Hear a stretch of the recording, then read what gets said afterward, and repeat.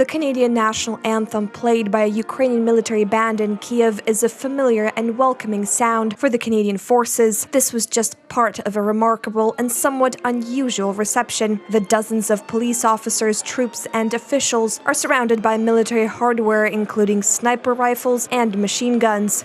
So this is a light machine gun here, and it has a thermal weapon sight on top of it. This has an 8 times optical zoom on the weapon. The weapon itself is air-cooled. It's an open bolt weapon. It's belt-fed through this box here, you see. You can open up the top. You put the ammunition on the feed tray here. You close it. You rack this action back. You put your weapon on safe, and then you're ready to rock and roll. The so-called tools of the trade are being used for training purposes across a number of Ukrainian bases. It's a testament to the ongoing Canadian-led training of Ukrainian armed forces. This week marks the end of the 5th official rotation of Canadian troops stationed in Ukraine as part of Operation Unifier. Some 270 Canadian troops will be heading home later this month. We're about to talk to some of the Canadian troops which are going to be deployed back to Canada. So guys, how does it feel to be in the final stage and to be ready to go home? It's been pretty exciting. It's been a long journey that we've been going down. So it's going to be nice to go home and see some family. How was it in Ukraine?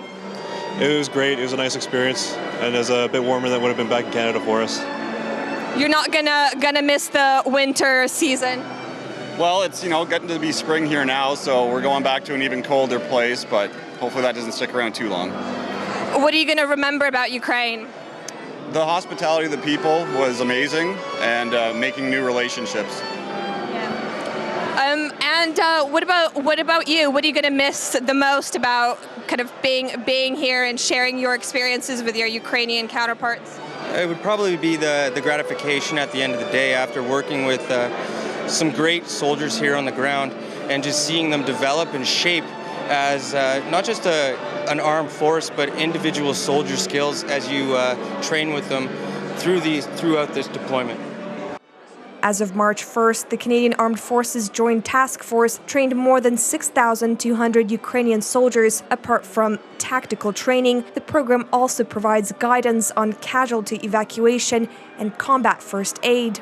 Can you tell us about what kind of training goes on here? Yeah, so this is one of our animatronic models that we use to train the students, that we train them on combat first aid. Oh my God, the leg is moving. The leg moves, yeah. It can also bleed from here, and it'll bleed from this other wound here.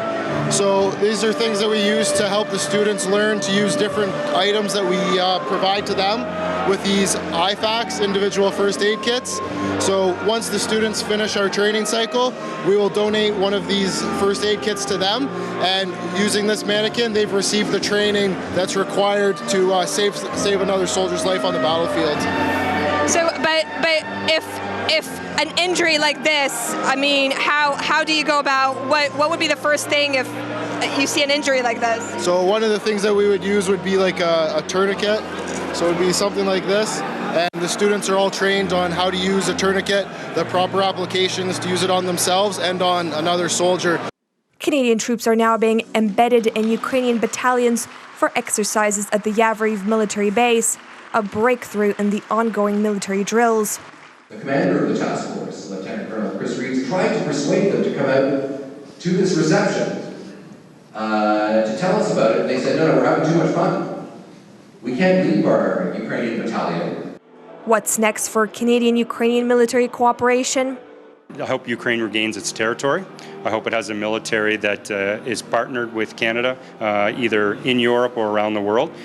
From a training point of view, I don't see a reason why we can't set as a goal Ukraine is a place where Canada comes to train, and Ukraine can come to Canada to train.